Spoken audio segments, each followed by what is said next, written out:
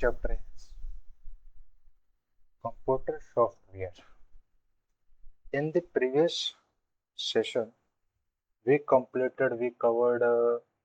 have covered three chapter, I think so. First was number system, and second was computer codes and logics, and uh, third was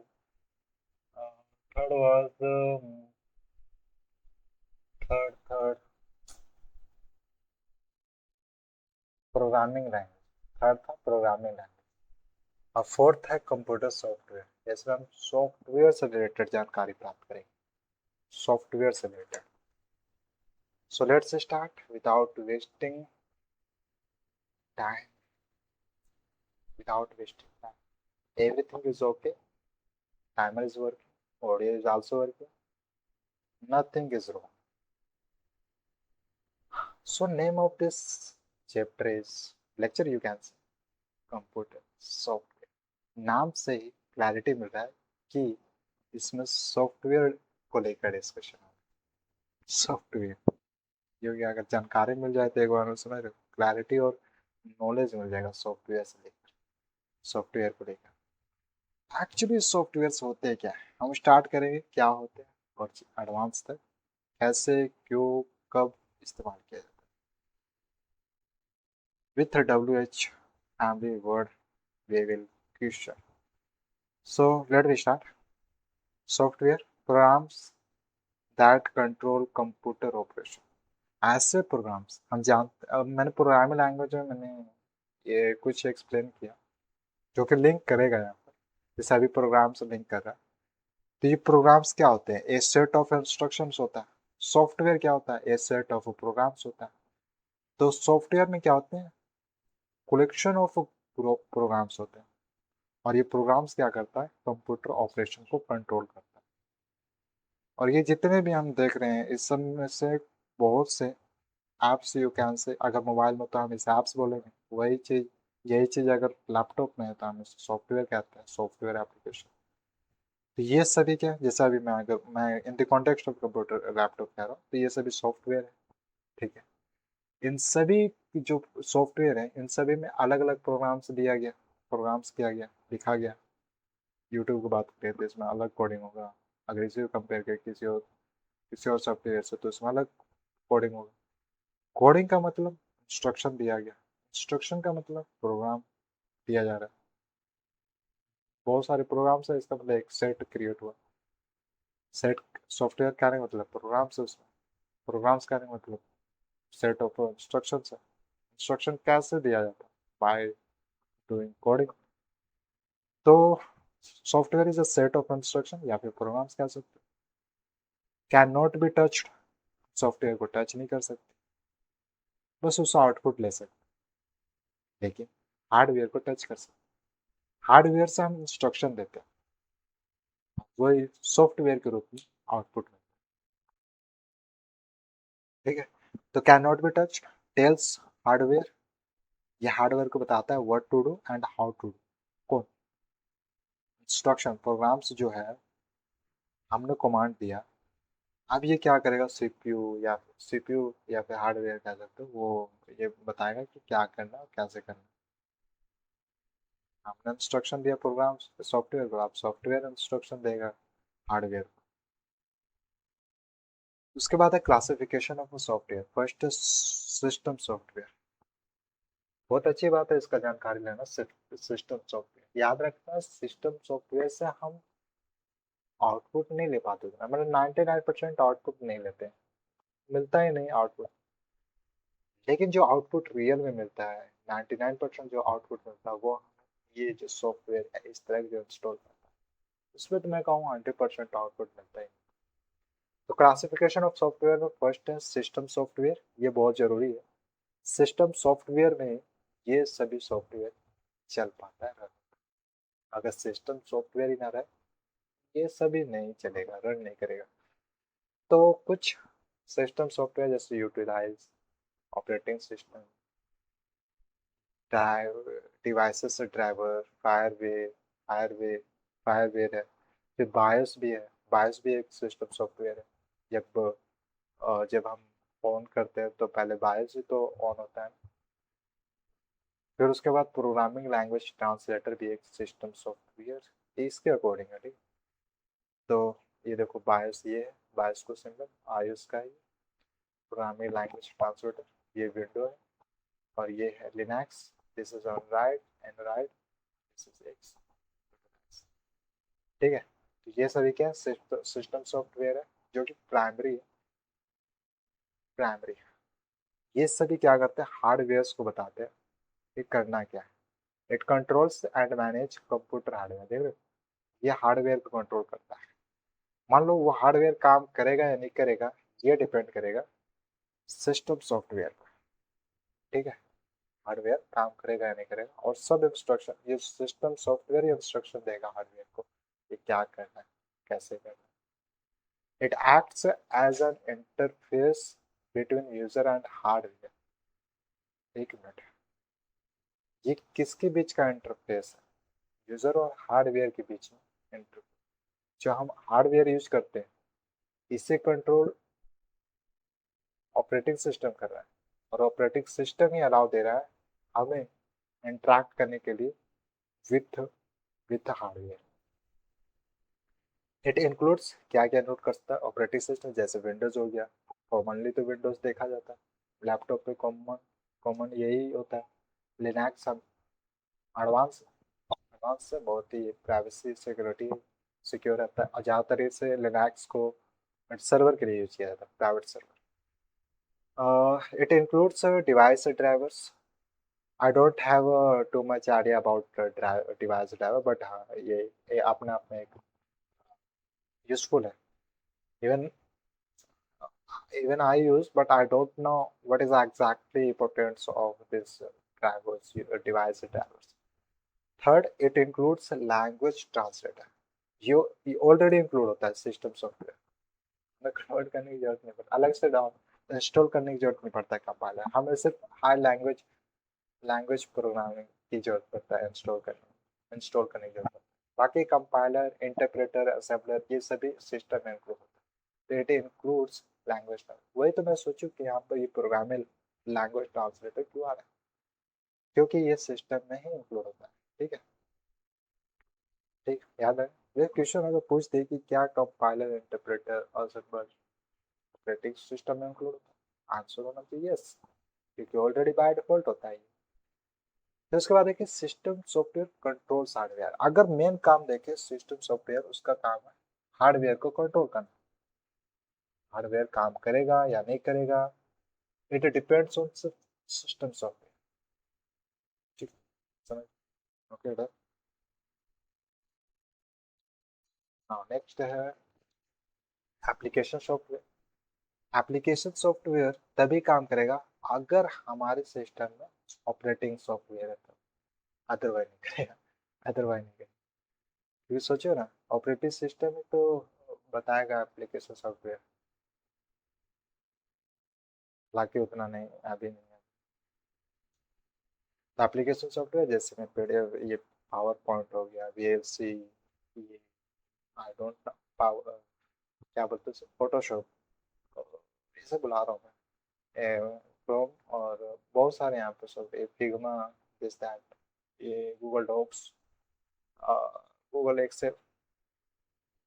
मैं कुछ कुछ application software का नाम जानता हूँ, but not इसका नहीं, इसका शायद एंटी ग्रेविटी।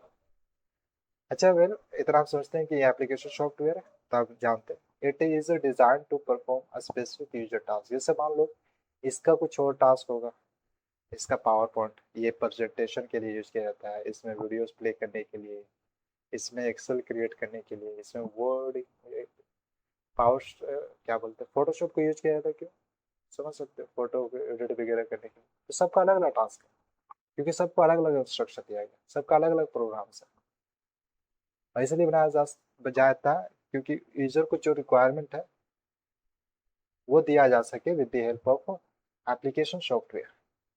सबका अलग अलग काम है, अगर यूजर को रिक्वायरमेंट है उसको फोटो एडिट वगैरह करना है, तो इस सॉफ्टवेयर का यूज करेगा। उसे पता है कि सॉफ्टवेयर, उसे ये डायरेक्टली तो पता नहीं रहता है कि इसे प्रोग्राम दिया गया है इस चीज को काम, लेकिन वो जानता है कि मेरा काम इसमें हो, क्योंकि एडिटिंग से रिलेटेड जो प्रोग्राम दिया गया, इंस्ट्रक्शन दिया गया, इसे सॉफ्टवेयर, समझ रहे हो? इसका जो मेन पर्पस है एडिटिंग। ओके ओके, टास्क क्या है सबका अलग। ओवरऑल कंक्लूजन इज दैट इस सब एप्लीकेशन सॉफ्टवेयर का अलग अलग काम है, और उससे मेन चीज जो आता है वो आउटपुट आता है, वो यूजर को आउटपुट। लेकिन ऑपरेटिंग सिस्टम से सिर्फ ऑपरेटिंग सिस्टम कंट्रोल करता है हार्डवेयर, और हार्डवेयर से हम इंटरेक्ट कर पाते हैं, हार्डवेयर से हम इंस्ट्रक्शन दे पाते हैं, कमांड दे पाते हैं। टैब्स जनरल पर्पस, जैसे जनरल पर्पस में हम क्या यूज करते हैं, MS Word, Excel, PowerPoint, ये ज़्यादातर ऑफिस में यूज किया जाता है। आप जनरल पर्पस देखें तो यूट्यूब, दिस दैट, व्हाट्सएप, ये सब आ गया। स्पेसिफिक पर्पस देखें तो payroll, billing software, specific purpose है, जनरल नहीं। इसलिए we are not familiar with payroll, billing software. फिर application software is user oriented. जो एप्लीकेशन सॉफ्टवेयर है बिल्कुल यूजर ओरिएंटेड है, यूजर आसानी से समझ सकता है। यूटिलिटी सॉफ्टवेयर की बात करें, यूटिलिटी सॉफ्टवेयर में एंटीवायरस आता है, यानी ये वायरस को और डिटेक्ट करता है और उसे रिमूव करता है। एंटीवायरस मतलब समझ रहे हो, वायरस का दुश्मन एंटीवायरस। एंड एंटी मालवेयर, या फिर एंटी मालवेयर क्या है, मालवेयर एक तरफ से क्या है, तो वही वायरस नुकसानदायक चीज है, टूल्स है। यानी इस टूल्स का काम होता है वायरस को डिटेक्ट करना और उसे रिमूव करना कम्प्लीटली। हालांकि ये पूरी तरह से काम कर पाता है कि नहीं, आई डोंट नो, करना चाहिए। कम्युनिकेशन डिफ्रैगमेंट टूल्स, इसका भी अपना काम होगा, बैकअप और रिस्टोर यूटिलाइज, कुछ बैकअप करने के लिए। फाइल कंप्रेशन टूल्स, कुछ ऐसे सॉफ्टवेयर होते हैं जहाँ पर हम फाइल को कंप्रेस कर सकते हैं। समझ रहे हो, एक तरफ से ये सिक्योरिटी या फिर इस ये सभी सॉफ्टवेयर एक तरफ से यूटिलिटी प्रोवाइड कर रहा है। System monitoring tools, uninstallers and registry cleaners, मतलब जिस चीज़ की हमें ज़रूरत ना हो उसे हम क्लीन करना चाहते हैं तो इस सॉफ्टवेयर यूज कर सकते हैं। File management utilise, driver and update managers, यानी ऑटोमेटिक अपडेट करते हैं। एक तरफ से ये ज़रूरतें होती है एक तरफ से। It is used for system maintenance, system को मेंटेनेंस करने के लिए ये सॉफ्टवेयर का यूज किया जाता है। तो याद रखना, यूटिलिटी सॉफ्टवेयर, यूटिलिटी सॉफ्टवेयर मतलब सिस्टम को मेंटेनेंस करना। मेंटेनेंस का है तो फाइल कंप्रेशन हो गया, को- कोई फाइल्स को बैकअप करना है, और जैसे वायरस उसमें एंटर कर गया तो वायरस को रिमूव करना है। तो ऐसे भी सॉफ्टवेयर होते हैं जो वायरस को रिमूव कर सकता है। कुछ अनवांटेड चीज़ें हैं उसको क्लीन करने के लिए सॉफ्टवेयर है। इन सब सॉफ्टवेयर को एक कैटेगरी का नाम दिया गया utility software, utility software. File management utilities है, एक तरह से देख रहे हो सिस्टम को मेंटेनेंस कर रहा है। It improves performance and security, ये सिस्टम की परफॉर्मेंस और सिक्योरिटी को इम्प्रूव करता है। Examples antivirus, disc cleanup, backup tools का काम होता है बैकअप, मतलब कोई चीज़ को वापस लाना।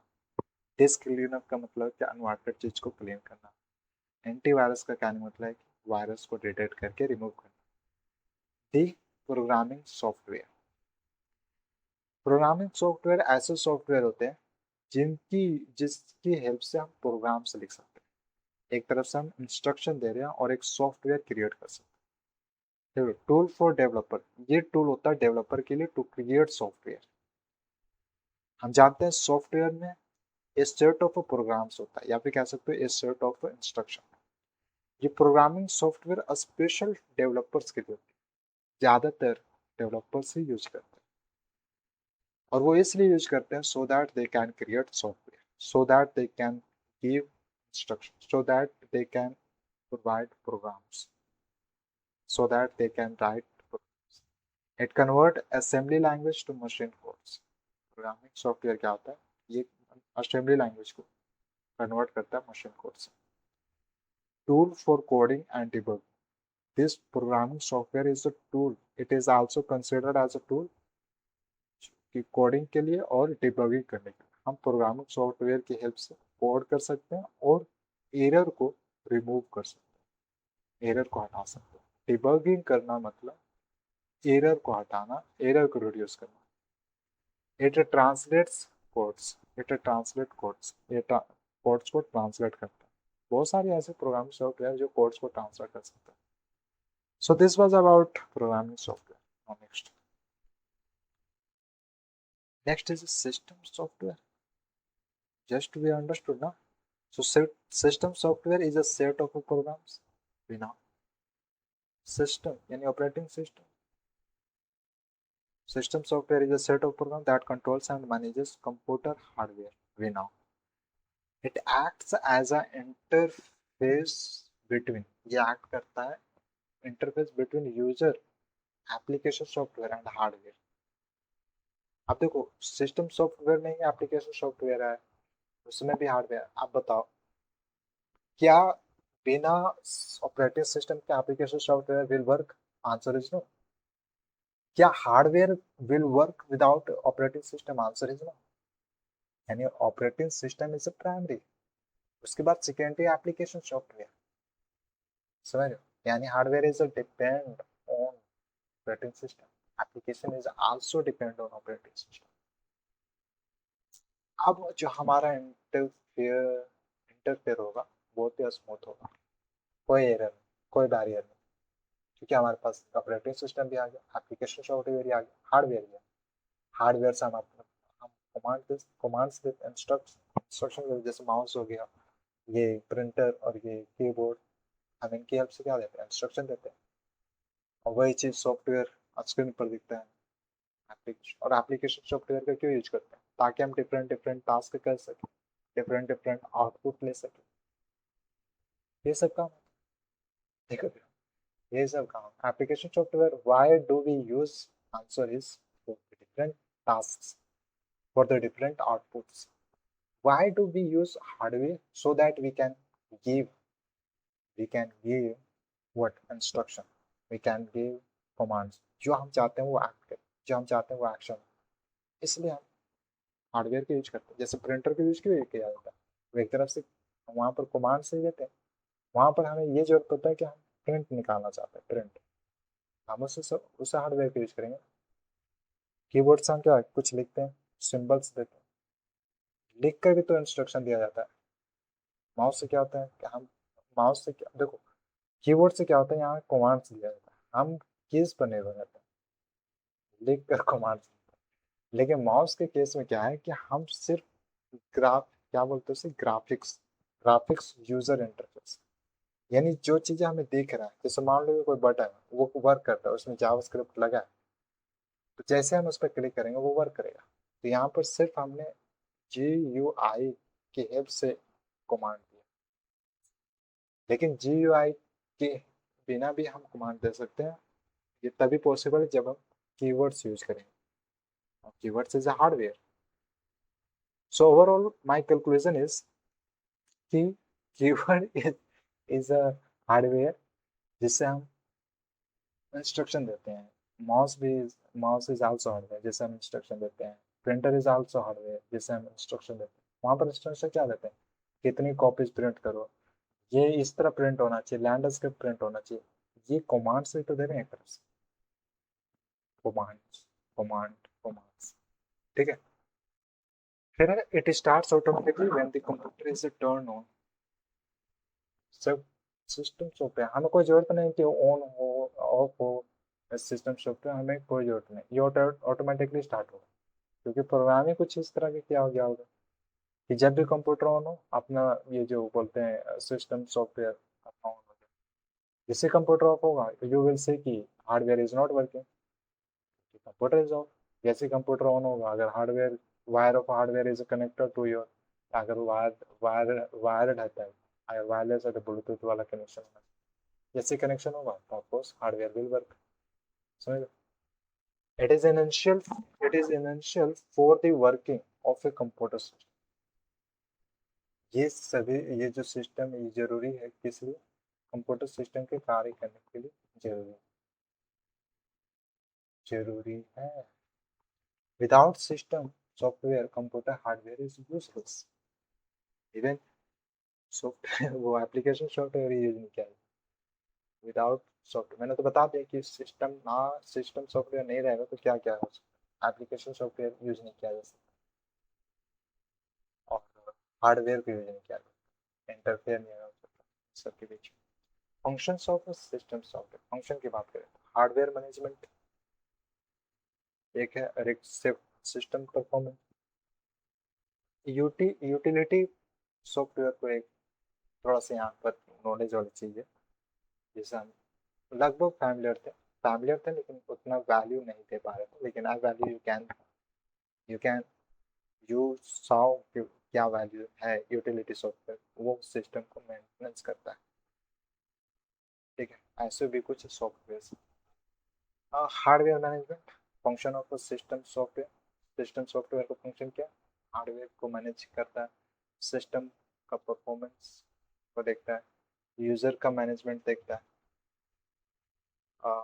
एरर हैंडलिंग, ये सिक्योरिटी भी मैनेज करता है, फाइल भी मैनेज करता है, और ये एप्लीकेशन प्लेस के पास इसमें क्या होता है, फाइल मैनेजमेंट भी इंक्लूड होता है जो कि हम हैंडल करते हैं, लेकिन एक तरफ से ही देता है हमें हैंडल करने के लिए। एप्लीकेशन मैनेजमेंट, इसमें application management controls execution of application, handles files and directories. खैर फिर कभी इसके बारे में चर्चा होगी डिटेल्स में। मैनेजेस सीपीयू, ये ही ऑपरेटिंग सिस्टम है जो सीपीयू को मैनेज करता है, मेमोरी को मैनेज करता है एंड इनपुट और आउटपुट डिवाइसेस को, यही ऑपरेटिंग सिस्टम ही मैनेज करता है। ऑन होगा या ऑफ होगा, कुछ गड़बड़ी उस ऑपरेटिंग सिस्टम बताएगा।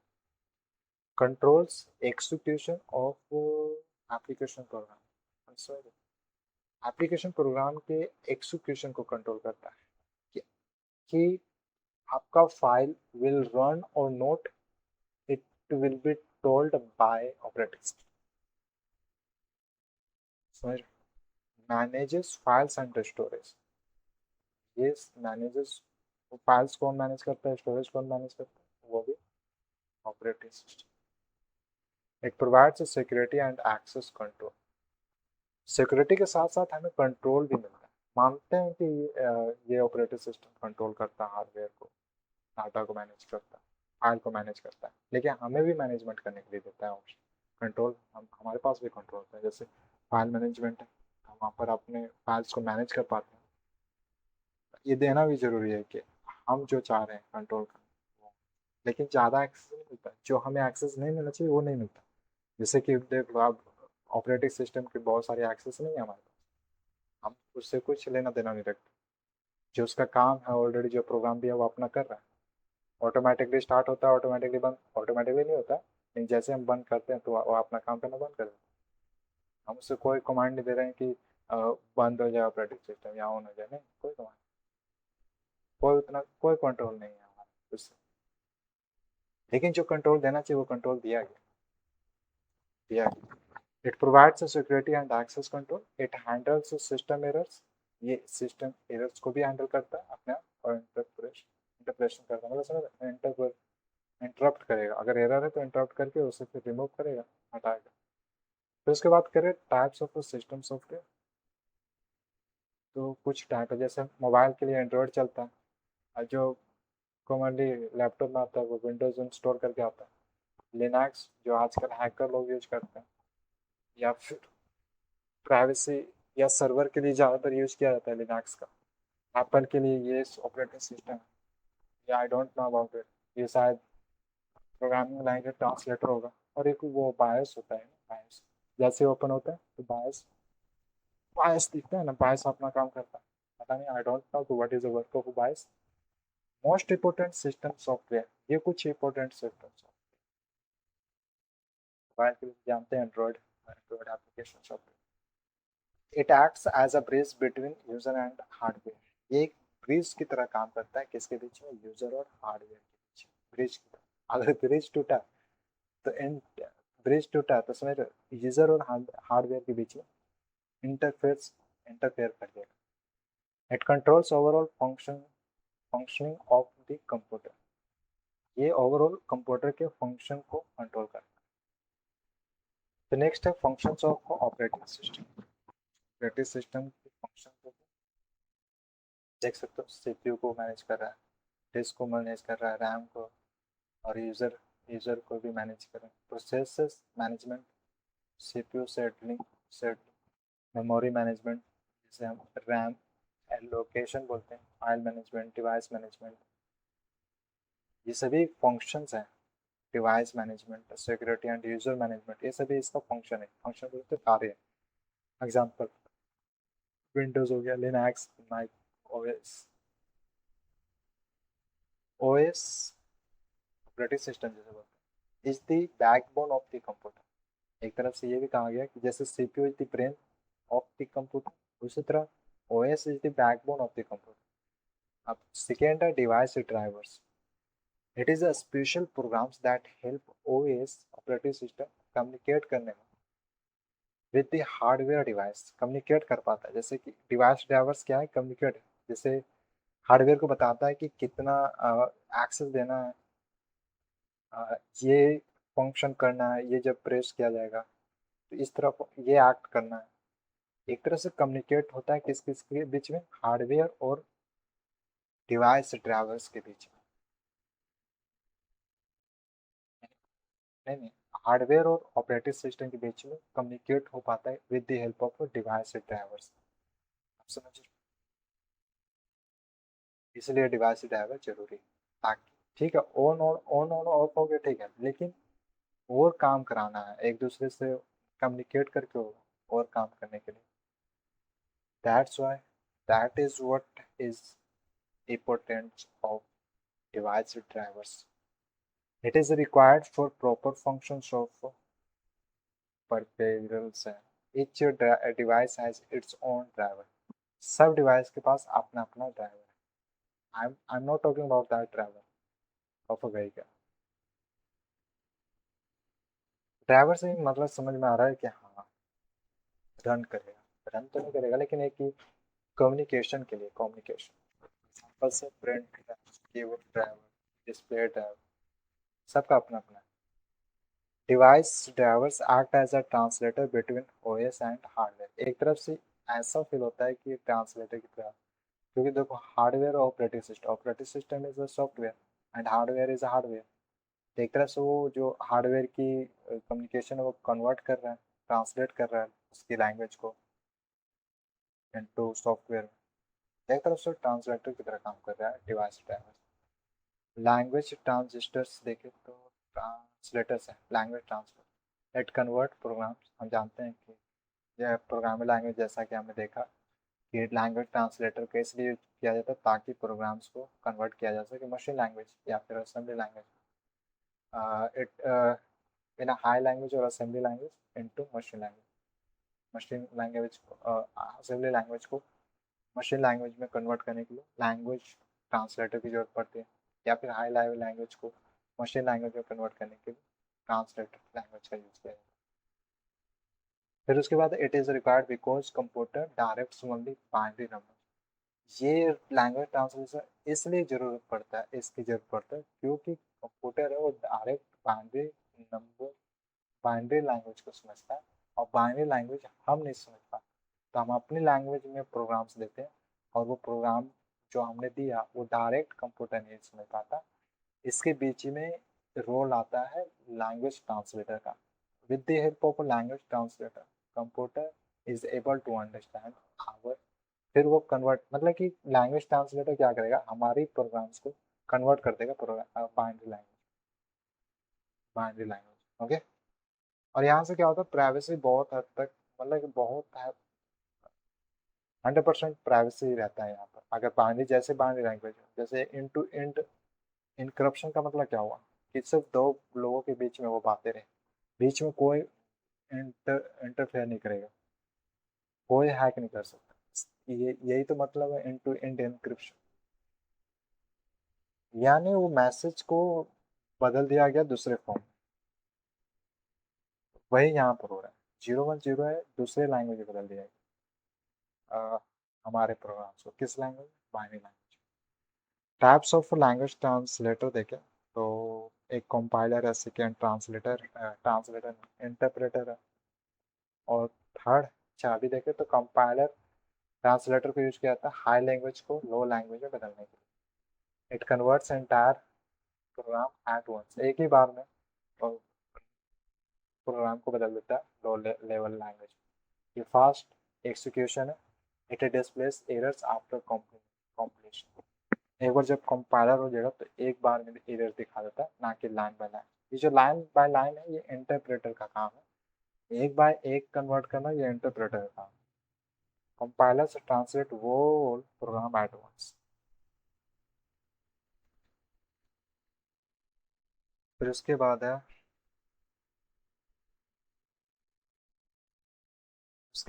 इंटरप्रेटर। इंटरप्रेटर ये लाइन बाय लाइन काम करता है, यहाँ तक कि एरर को भी लाइन बाय लाइन, क्या बोलते हैं वो, ट्रांसलेट भी line by line. It converts program line by line, slow execution क्योंकि लाइन बाय लाइन चलता है इसलिए। इट डिस्प्लेस एरर्स इमिडिएटली, क्योंकि लाइन बाय लाइन चल रहा है तो तुरंत ही दिखा देगा। जैसे एक लाइन कंप्लीट हुआ, कन्वर्ट हुआ, तो फिर वो एरर शो करेगा। Interpreter translates line by line, यही खासियत है इसकी। और थर्ड है असेंबलर। असेंबलर यूज किया जाता है स्पेशली फॉर असेंबली लैंग्वेज को कन्वर्ट करने के लिए इनटू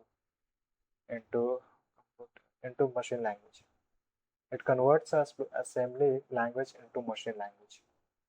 और सेकेंड, क्योंकि अच्छा ये उतना करीब नहीं होता, लेकिन मशीन लैंग्वेज बहुत करीब होता है computer. It is but still it is a faster than compiler and interpreter. अगर कंपाइलर और इंटरप्रेटर से कंपेयर करें तो ये फास्टर है assembler. It can not generate code, ये कोड जनरेट नहीं कर सकता फॉर अनदर ऑप्शन। ये जो असेंबली लैंग्वेज है वो क्या करता है, मेमोनिक्स का यूज करता है। मेमोनिक्स का यूज करता है। असेंबलर ट्रांसलेट्स असेंबली लैंग्वेज, इसका काम क्या है, मेन काम है असेंबली लैंग्वेज को ट्रांसलेट करना। फोर्थ है यूटिलिटी सॉफ्टवेयर। अपने आप में बहुत ही ज़रूरत है एक कंप्यूटर को मेंटेनेंस करने के लिए। Utility software often considered part of system software. कभी कभार क्या होता है कि सिस्टम सॉफ्टवेयर का पार्ट कंसिडर किया जाता है यूटिलिटी सॉफ्टवेयर। पर एक चीज़ मैं कहूँगा कि यस, अपने आप में ये बहुत अच्छा टूल है सॉफ्टवेयर, क्योंकि ये सिस्टम को मेंटेनेंस करके रखता है। समझ रहे हो, इधर उधर हुआ कुछ भी गिरा, जैसे मान लो वायरस से भर गया, तो अब तो देश त्याग एकदम कचरा भर देगा, तो उस केस में क्या आएगा, ये आएगा और क्लीन कर देगा। तो क्या हो रहा है, हमारे लिए कितनी अच्छी बात। तो फाइल मैनेजमेंट टूल्स, इसमें क्या आता है, फाइल मैनेजमेंट टूल्स हो गया, अनइंस्टॉलर्स हो गया, file compression tool, backup and recovery tools, system optimizers, disk. इसमें से कुछ कुछ क्या, जैसे एंटीवायरस से कोई रिलेटेड एक, आप जो न्यू वर्जन आ रहा है तो उसमें एक बाय डिफॉल्ट दे दिया जाता है एंटीवायरस सॉफ्टवेयर नाम का, अपना आप वो काम कर रहा होता है, तो हमें अलग से इंस्टॉल करने की जरूरत नहीं पड़ती। जैसे फाइल मैनेजमेंट टूल से ये ऑलरेडी दिया रहता है, मुझे लगता है ये भी दिया होगा ऑप्शन तो, लेकिन दिया रहता है। फाइल कंप्रेशन शायद शायद सिस्टम में दिया होगा, शायद ये शायद दिया होगा। कुछ दिए होते हैं जो बहुत ही अहम भूमिका निभाता है, तो वो जरूर दिया रहता है बाय डिफॉल्ट। जैसे ये अहम भूमिका निभाता है बहुत ज़्यादा ये इसका काम रहता है एंटीवायरस, बहुत, क्योंकि वायरस भरना, लोग अगर मान लो कि नहीं भी रहता है तो लोग अगर जैसे इंस्टॉल करेंगे तो उसमें कितना उसमें वायरस भर के भेज देगा, उसमें डिटेक्ट करेगा और फिर हमें बताएगा कि it this software includes virus, so don't install it. कम से कम इतना तो हमें वार्निंग दे देना काफ़ी है। It is used for maintenance and optimization of a computer system, it improves system performance. ये अगर हम इसे यूज करते हैं यूटिलिटी सॉफ्टवेयर को, तो एक तरफ से हम क्या कर रहे हैं, सिस्टम परफॉर्मेंस को इम्प्रूव कर रहे हैं, सिक्योरिटी को बढ़ा रहे हैं। Security of a computer we are increasing. Examples हैं antivirus software, disk cleanup tools, backup software, file compression tools. फिर नेक्स्ट है utility software maintenance system health. एक तरफ जैसे मान लो हमने जंक फूड ढेर सारा खाया है, तो एक तरफ से हम क्या कर रहे हैं, अपने हेल्थ को डिस्टैट करते हैं। मतलब हेल्थ का कोई रख रखाव नहीं है, मेंटेनेंस नहीं। उसी प्रकार क्या है कि अगर हम यूटिलिटी सॉफ्टवेयर को यूज नहीं करते तो एक तरफ से हम सिस्टम के हेल्थ को डिसडार्ट कर दे रहे फॉर मेंटेनेंस। तो जब ये utility software comes into picture into movie, then ये सिस्टम की हेल्थ को क्लीन एंड क्लियर कर देता है, हेल्थी रहता है एक तरह से। फिफ्थ है फिफ्थ है firmware coined by this person Ascher Opler in 1967 की बात है। तो it is stored in ROM और फ्लैश मेमोरी में स्टोर किया जाता है। It controls basic hardware operation. इसका काम होता है बेसिक हार्डवेयर ऑपरेशन को कंट्रोल करना। It is loaded before operating system. Operating system से पहले ये लोड होता है क्या, पार में। जैसे बायोस, हम देखते हैं कि ऑपरेटिंग सिस्टम खुलने से पहले बायोस अपना काम करेगा, UEFI काम करेगा। मतलब जैसे ओपन हो बायोस अपना स्टार्ट करेगा, बायोस के बाद आता है operating, UEFI। Firmware starts the computer. जो मेन कौन स्टार्ट कर रहा है, फार्मवेयर स्टार्ट कर रहा है। तो फार्मवेयर का काम है कंप्यूटर को स्टार्ट करना, लेकिन सिस्टम सॉफ्टवेयर का काम है हार्डवेयर को कंट्रोल करना। समझ लो। तो क्वेश्चन आ सकता है कि कंप्यूटर को कौन स्टार्ट करता है, आंसर शुड बी बायोस या फिर फार्मवेयर। ठीक है, फार्मवेयर। ये स्टोर होता है कहाँ, रोम में, रीड ओनली मेमोरी, या फिर बोल सकते हो फ्लैश मेमोरी। फिर उसके बाद है characteristics of system software. Characteristic बार बोले तो ये क्लोज रहता है हार्डवेयर के। It is written in low level language, ये लो लेवल लैंग्वेज में लिखा गया है क्योंकि पहले से कंप्यूटर चलता आ रहा है। It runs in backward very fast, बहुत ही तेज चलता है, और ये बैकवर्ड में काम करता रहता है अपना। जैसे कंप्यूटर ऑन हुआ अपना काम कर रहा है। It user does not directly interact with it. हाँ, हम देखते हैं थोड़ा सा बस, कुछ सेकेंड, 1 सेकेंड आया चला गया, क्योंकि वो 1 सेकेंड का काम होता है, चल देता है, फिर अपना कोई बैकग्राउंड में काम करता रहता है। तो हम उतना इंटरेक्ट नहीं हो पाते। डू यू अंडरस्टैंड, हम तो हार्डवेयर से इंटरेक्ट होते हैं ना, सॉफ्टवेयर से, एप्लीकेशन सॉफ्टवेयर से। The application software is a set of programs, and it is designed to perform a specific task for the user. User ही तो यूजर नहीं रहेगा तो काहे को ये काम का। तो एप्लीकेशन सॉफ्टवेयर क्या है, एक प्रोग्राम्स का सेट है, और इसको डिज़ाइन इसलिए किया जाता था कि यूजर अपना काम निकाल सके, वो अपने स्पेसिफिक टास्क को पूरा कर सके।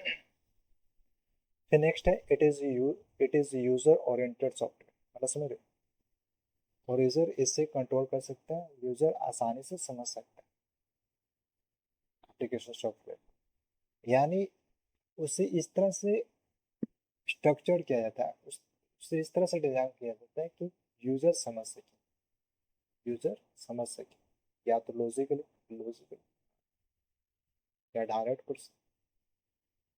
समझ सके। जैसे आप ग्राफ, आजकल क्या है, GUI का इस्तेमाल ज़्यादा हो रहा है, और ज़्यादातर बिगिनर या यूजर समझ पाता है क्योंकि GUI है, इसलिए ग्राफिकल ग्राफिकल बोल रहा हूँ, ग्राफिक्स यूजर इंटरफेस है, इसलिए कलर, जो कलर बाय कलर ये चीजें देख रहे हैं, इसी को बोलते हैं GUI। हम यहीं से समझ पाते हैं। और यहाँ देखो एक चीज और है, जैसे हम यहाँ पर कर्सर रखेंगे तो एक लिखा हुआ आता है, ये बताता है कि क्या चीज है। जैसे यहाँ पर ये बोलेगा इरेजर है, ये बोलेगा कलर 2 है, कलर 1 है। तो हम, और ये आसानी मिल जा रहा है, मतलब कि ज़्यादा एफर्ट्स नहीं लगाना पड़ रहा है समझने के लिए कि इसका क्या काम है, इसका क्या काम है। समझ, अलग से और लिख कर आता है। फिर है it runs on top of system software, operating system. ये ऑपरेटिंग सिस्टम पर रन करता है, can not work without system software, या directly interacts with user. So application software है। हार्डवेयर के बाद ये सिस्टम सॉफ्टवेयर के साथ ही यूजर का इंटरफेयर होता है। एप्लीकेशन सॉफ्टवेयर का इंटरफेयर यूजर के साथ ही होता है आफ्टर हार्डवेयर। ठीक है, सॉफ्टवेयर हार्डवेयर। और यहाँ से एप्लीकेशन सॉफ्टवेयर से यूज़र क्या कर पाता है, आउटपुट ले पाता है, ज़्यादा से ज़्यादा output. It directly interacts with user. It is written with high level language में लिखा जाता है। क्वेश्चन ये भी पूछा जा सकता है कि यूटिलिटी सॉफ्टवेयर या फिर यूटिलिटी या यूटिलिटी सॉफ्टवेयर किस लैंग्वेज में लिखा गया था, किस लेवल लैंग्वेज। आंसर होना चाहिए लो लेवल लैंग्वेज। ऐसा नहीं है कि लो level language first generation second generation की बात है तो अभी तक यूज नहीं करा, लेकिन यूज इसलिए किया जाता है यूटिलिटी सॉफ्टवेयर के लिए। फास्ट रहता है और बैकवर्ड में काम करता रहता है। लेकिन एप्लीकेशन सॉफ्टवेयर को हम डायरेक्ट समझ पाएंगे भाई, एप्लीकेशन सॉफ्टवेयर बनाया जा रहा है तो with help of high programming language, high level programming language की हेल्प से उसे लिखा जाता है।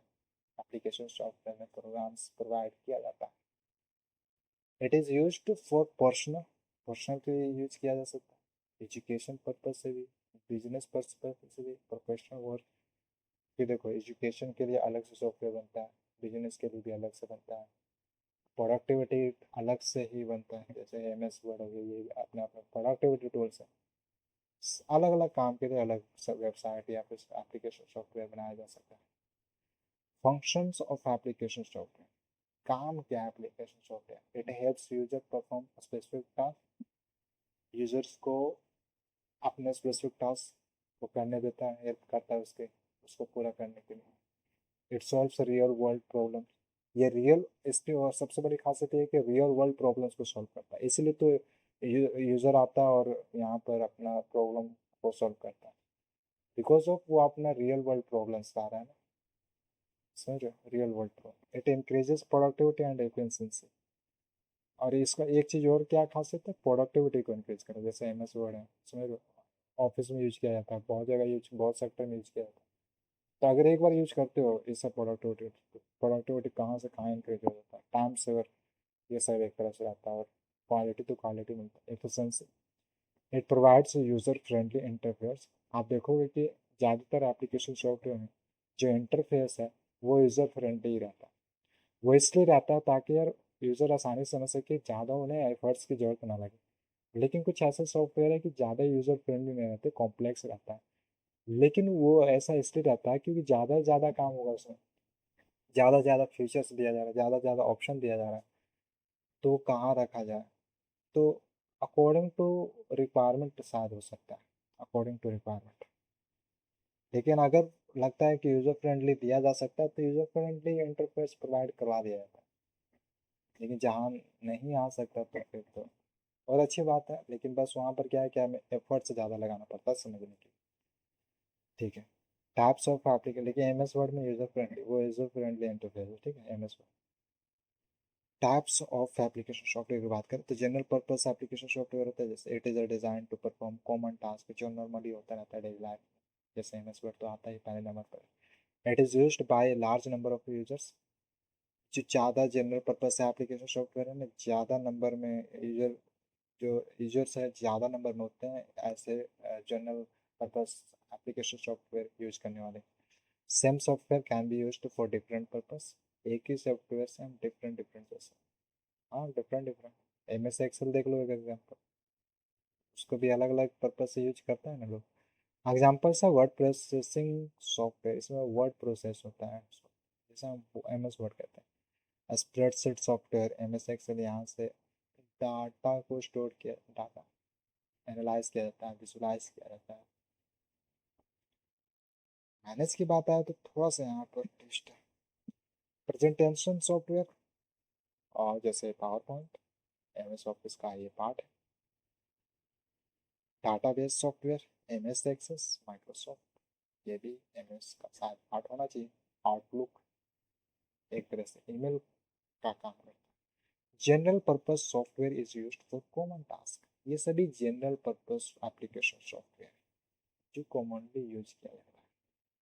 सेकेंड है स्पेसिफिक पर्पस, कुछ खास तौर पर यूज करने वाले application. It is design to perform one specific task, सिर्फ एक काम करने के लिए। It is use for particular purpose only, it can not perform general task, general task का परफॉर्म नहीं कर सकता।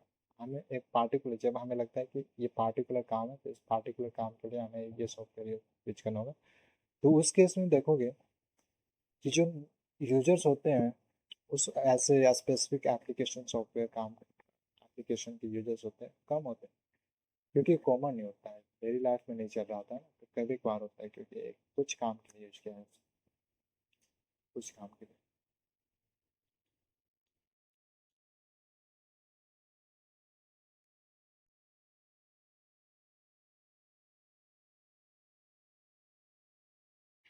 कुछ काम के लिए यूज किया जाता है। फिर उसके बाद है एग्जांपल्स हमारे पास, जैसे पेरोल सॉफ्टवेयर हो गया, बिलिंग सॉफ्टवेयर, रेलवे रिजर्वेशन सब सिस्टम, बैंकिंग सॉफ्टवेयर। ये जैसे बैंकिंग सॉफ्टवेयर सब व्यक्ति के द्वारा थोड़ी ना यूज किया जाता है, बैंकिंग बैंकर्स यूज करते हैं, इसलिए यूजर्स कम होते हैं। Special purpose software is a task specific. Special से हमें समझना है कि स्पेसिफिक टास्क स्पेशल के लिए यूज किया। कस्टमाइज्ड टेलर मोड, यहाँ से हम कस्टमाइज कर पाते हैं application software developed according to specific user और ऑर्गेनाइजेशन नीड्स।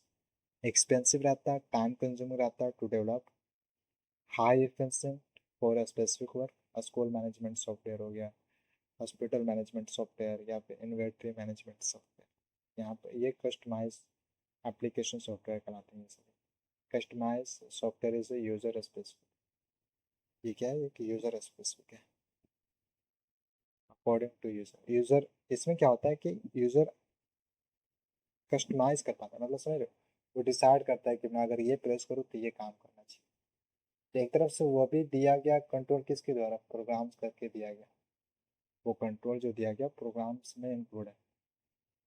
अगर वो चीज़ हटा दिया जाए तो फिर वो नहीं रहेगा ना, यानी कस्टमाइजेशन का ऑप्शन नहीं रहा। ये ऑप्शन इसलिए है क्योंकि प्रोग्राम्स में दिया गया हुआ। Got it. तो एक तरफ से क्या है कि अगर उसे लगता है कि मुझे यहाँ पर ये ऐसा काम करना चाहिए, मैं मॉडिफाई करना चाहता हूँ, ये बाय डिफॉल्ट ही है, मैं इसे चेंज करना चाहता हूँ, तो इस केस में हम क्या कर रहे हैं, कस्टमाइज कर। फिर उसके बाद है packaged application software, pre design रहता है and ready to use software, पहले से पैकेज रहता है, सोल्ड कमर्शियली रूप में भेजा जाता है इसे। Easy to install and use, install करने में बहुत आसान है और यूज करने में बहुत आसान है। एग्जाम्पल्स टैली हो गया, फोटोशॉप ऑटो कैड हो गया। ये सभी एक तरफ से सब्सक्रिप्शन पे वेस्ट होता है या फिर बेचा जाता है, शॉर्ट किया जाता है, ऑटो सी है। ये इस सबको बोलते हैं पैकेज्ड एप्लीकेशन सॉफ्टवेयर। इन सब के हेल्प से हम क्या कर सकते हैं, ये सभी एक तरफ से इनकम सोर्स भी है। जैसे जैसे टाइम आएगा तो इनकम सोर्स ये सब अपने आप में रिप्लेस हो, लेकिन टैली वाला शायद तक अभी रिप्लेस नहीं हुआ है income as a income source. Packaged software is commercially available, इस कमर्शियली यानी बिजनेस के रूप में अवेलेबल रहता है।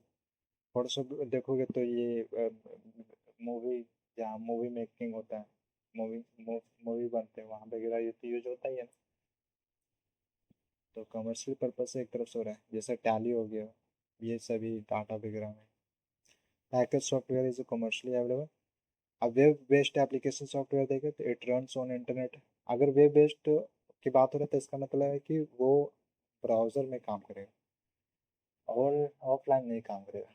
It runs on internet, browser कह सकते हो, नो नीड फॉर इंस्टॉलेशन। यहाँ वेब बेस्ड एप्लीकेशन सॉफ्टवेयर यानी वेबसाइट पर बेस्ड है, तो इसका मतलब वो इंटरनेट ब्राउजर में काम करेगा, बिना इंटरनेट के काम नहीं कर सकता, उसे इंस्टॉल करने की जरूरत नहीं। इट रिक्वायर्स इंटरनेट कनेक्शन, समझ, क्योंकि ब्राउजर है वो चलता है इंटरनेट की वजह से। इंटरनेट कुछ ऐसे सॉफ्टवेयर बनाए जाते हैं जिन्हें इंस्टॉल कर लिया जाए तो ऑफलाइन भी काम करता है, तो ऐसे भी सॉफ्टवेयर। लेकिन ब्राउज़र एक ऐसा है, अगर ब्राउज कर रहे हो तो वहाँ पर इंटरनेट कनेक्शन की जरूरत पड़ेगी। कुछ ऐसे भी सॉफ्टवेयर हैं अगर हम इंस्टॉल करें तो उन्हें इंटरनेट की रिक्वायर पड़ती है, जैसे आर्टिफिशियल इंटेलिजेंस को देख सकते हो, चैट जीपीटी हो गया, कैप पॉप पायलट हो गया, ये सभी क्या है, इंटरनेट कनेक्शन की जरूरत पड़ता है क्योंकि सर्वर तो वेस्ट है ना। एग्जाम्पल्स गूगल डॉक्स, जीमेल, ये सभी क्या ऑफलाइन काम करते हैं। Okay hold on, Google doc तो नहीं, ये सभी ब्राउजर पर काम करते हैं। जीमेल हो गया, ऑनलाइन बैंकिंग एप्लीकेशंस, नेक्स्ट है web based software works through browser. Works through जैसे mobile application software, it is a design specifically for a smartphones and tablets. बोले तो स्मार्टफोन और टैबलेट के लिए विशेष रूप से डिजाइन किया गया होता है। टच बेस्ड इंटरफेस होता है। पहले होता था बटन वगैरह वाला, अब धीरे धीरे क्या हुआ कि टच, जैसे मोबाइल में क्या होता है, हम वहाँ टच करते हैं और काम, जैसे मान लो ग्राफिकल यूजर इंटरफेस, कोई बटन है तो वहाँ पर टच करेंगे तो अपना काम करेगा। तो ऐसे सॉफ्टवेयर को कहते हैं मोबाइल एप्लीकेशन सॉफ्टवेयर। जैसे व्हाट्सअप हो गया, पेटीएम, गूगल मैप्स, यहाँ पर हम टच की मदद से नेविगेट कर पाते हैं, हम एक्शन कमांड्स दे पाते हैं टच की मदद से। ऐसे मोबाइल एप्लीकेशन सॉफ्टवेयर होते हैं। Web based software works through browsers, ये सभी ब्राउजर के ऐप से काम कर पाता है।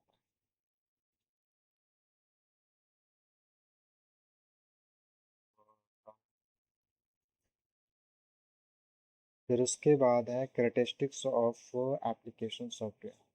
तो ये है एक तरह से यूजर सेंट्रिक होता है, केंद्रित होता है, यूजर पूरी तरह से केंद्रित होता है।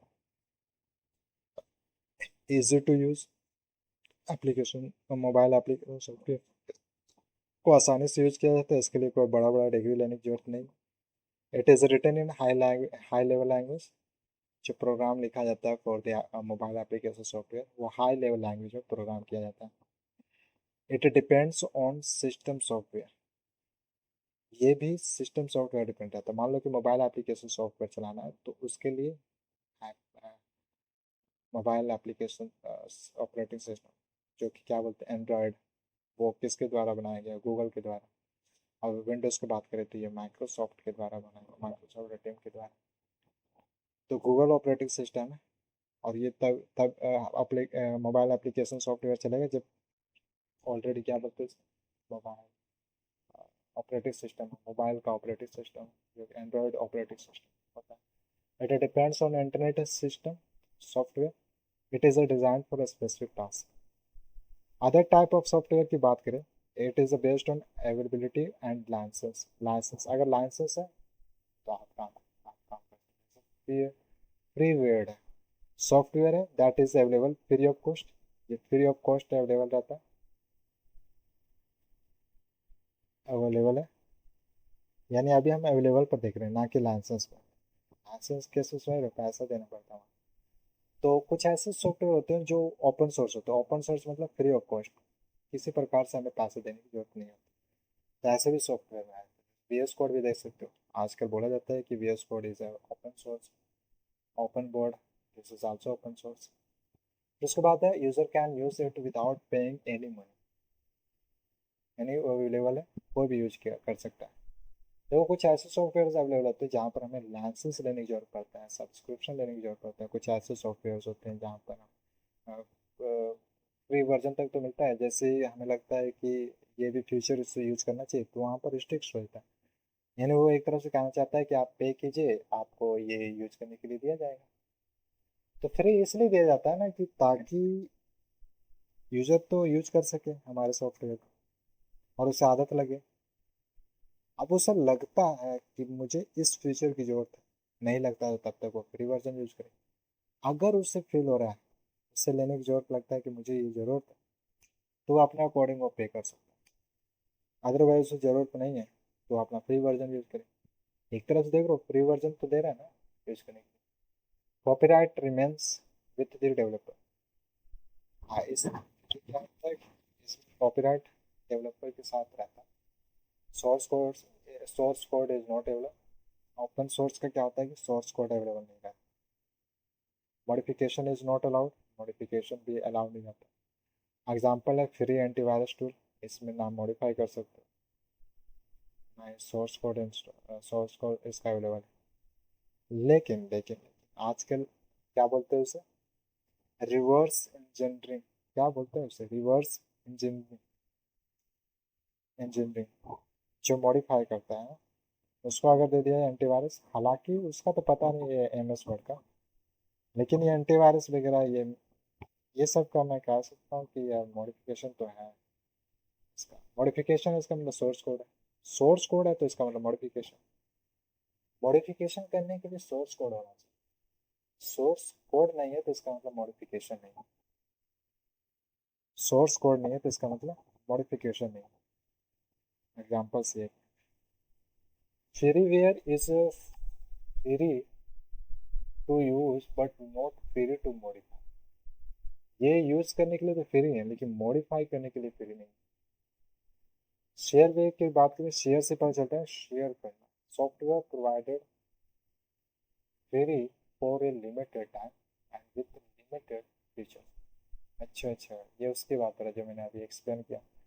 कुछ ऐसे सॉफ्टवेयर होते हैं ना कि उसमें कुछ हद तक फ्री वर्जन रहता है, उसके बाद वही अगर आगे फ्यूचर यूज करना है तो उसमें लॉक लगा दिया जाता है कि आपको सब्सक्रिप्शन लेना पड़ेगा तभी आप उस फीचर को यूज कर सकते हैं। तो ऐसे सॉफ्टवेयर बोलते हैं शेयरवेयर। शेयरवेयर मान लीजिए, शेयरवेयर। तो ऐसे सॉफ्टवेयर क्या होता है, ये प्रोवाइड तो करते हैं फ्री लेकिन एक लिमिटेड टाइम तक। जैसे एम एस वर्ड एक बेस्ट एग्जाम्पल है इसका। उसके बाद क्या कर देगा कि वो डिसेबल कर देगा ऑप्शन को, तो क्या बोलते हैं, टूल्स को डिसेबल कर देगा। नहीं, कुछ तो ऐसे जैसे WPS होता है वो डिसेबल नहीं करता, बल्कि वो वो क्या करता है, फीचर्स को लिमिटेड कर देता है, टाइम को लिमिटेड नहीं करता। टाइम को कौन लिमिटेड कर रहा है, ये MS वर्ड लिमिटेड कर रहा है। तो software provided free for a limited time और विथ अ लिमिटेड फीचर। या तो वो लिमिटेड टाइम के साथ वो, या तो उसमें टाइम लिमिट कर देगा या फिर फीचर लिमिट कर देगा। फीचर तो लिमिट होता है लेकिन ये जो टाइम लिमिट हो जाता है ना, इसमें क्या हम कोई भी हाल में यूज नहीं कर पाते उसे। फीचर लिमिट करने का मतलब है कि कम से कम कुछ तो फीचर दिया जा रहा है ना यूज करने के लिए, उसके बाद तो पे करने की जरूरत है। फिर है user must pay to get full version. अगर फुल वर्जन चाहते हैं, जो उसमें जितने फीचर्स है सब यूज करना चाहता है वो यूजर, तो इस केस में उसे पे करना पड़ेगा। फिर नेक्स्ट है it is used for trial and evolution. Trial, trial मतलब बोलो तो लिमिटेड टाइम, टाइम लिमिटेड उसमें लगा, टाइम लिमिट कर दिया गया, फीचर लिमिट कर दिया गया, यही मतलब है ट्रायल वर्जन ऑफ सॉफ्टवेयर। यही मतलब है ट्रायल। आप कुछ दिन तक ट्राई कर सकते हैं, एक्सपीरियंस ले सकते हैं कि कैसा सॉफ्टवेयर है, क्या आपके काम के, या फिर क्या आपका काम ये कर सकता है, आपके टास्क को निपटा सकता है, ये आप दे सकते हैं। इसके लिए कुछ दिन दिया जाता है, उसके बाद वो ख़त्म हो जाता है। और मुझे लगता है कि वो ईमेल आईडी वगैरह लॉग इन करना पड़ता ताकि वहाँ पर उसको रिस्ट्रिक्ट कर दिया जाए उस लोग आईडी। एग्जाम्पल्स है ट्रायल वर्जन ऑफ सॉफ्टवेयर, या फिर कह सकते हो डेमो सॉफ्टवेयर। कुछ ऐसे सॉफ्टवेयर जो डेमो देता है कुछ दिन, उसके बाद कहता है भाई पे करोगे तो आप वो फुल वर्जन यूज कर सकते हैं। ट्रायल वर्जन भी कुछ इस तरह का काम करता है, कहता है कि आप कुछ दिन तक ट्राई कीजिए, आपको पसंद आता है तो उस सॉफ्टवेयर को परचेस कीजिए, नहीं तो फिर as your desire as you wish. उसके बाद shareware is free but only for trial use. Trial use, अच्छा शेयरवेयर ठीक है या फिर फ्रीवेयर, मैं बोलूँ फेयरवेयर, लेकिन इसमें ट्रायल देता है ना कि आप एकदम यूज कीजिए ना, कैसा है, क्या ये आपके काम को सपोर्ट करता है या नहीं, आपके काम लायक है नहीं, कि आप इससे इंटरेक्ट हो पाते हैं कि नहीं, ये जानने को मिलेगा ट्रायल वर्जन पे। फिर है nagware. Nagware is a type of shareware software. ये शेयरवेयर सॉफ्टवेयर का ही टाइप है nagware. It is a free to use. Shareware का बात है ना, शेयरवेयर मतलब trial use. It is a free to use but repeatedly reminds, ये बार बार रिमाइंड करता है यूजर को परचेज करने के लिए। ये चीज़ अवेलेबल किस किस में, WPS में भी, MS वर्ड में भी। ऐसे कुछ सॉफ्टवेयर होते हैं कि वो यूज करने, यूज कुछ वो यूज करने के, जैसे जैसे हो गया ये लिमिटेड टाइम लग जाता है, लिमिटेड टाइम नहीं लिमिटेड फीचर लग जाता है। अब क्या होता है कि बीच बीच में नेविगेट होकर आएगा, पॉप जिसे बोलते हैं, पॉप होकर आएगा और यूजर को ये रिमाइंड कराएगा कि आप परचेज करते हैं तो फुल वर्जन आपके हैंड में रहेगा, आपके पास पूरा एक्सेस रहेगा फुल वर्जन का। ये रिमाइंड करने के लिए एक पॉप या फिर नेविगेट होकर आता है। वो पॉप होता है जो नेविगेट होकर आता है। ऐसे कुछ सॉफ्टवेयर होते हैं सर। नैव बोले तो रिमाइंड्स, रिमाइंड्स। हाँ समझ में आया। तो इस तरह क्या होता है, बोल सकते हैं एक तरह से प्रचार, प्रचार तो नहीं लेकिन बस बार बार याद करा रहा है, माइंड में बैठा दे रहा है कि देखिए अगर फुल वर्जन यूज करना है तो आप परचेज कीजिए। Does not stop working but shows frequent pop-ups message. ये वर्क फ्री वर्जन तो दे रहा है, लेकिन एडवांस वर्जन, फुल वर्जन को एक्सेस करने के लिए वो पॉपअप मैसेज दिखाता है। Its purpose is to encourage users to buy the licensed version. इसके पीछे का सिर्फ एक ही पर्पस है, पॉपअप जो मैसेज आ रहा है इसके पीछे का एक ही पर्पस है, उसको यूजर के माइंड में ये सेट कर देना कि आप इसे परचेज कीजिए, इसका लाइसेंस परचेज कीजिए।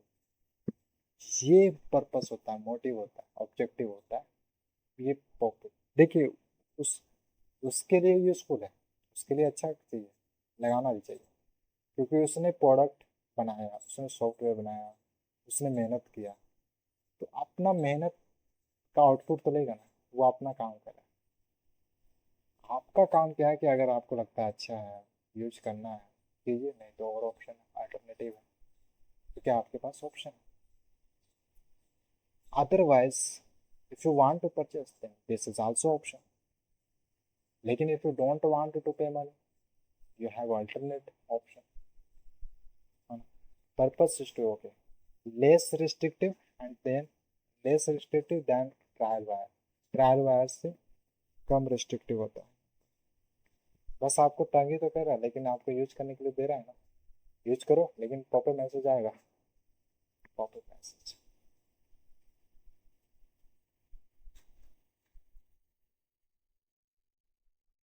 Popup message will come.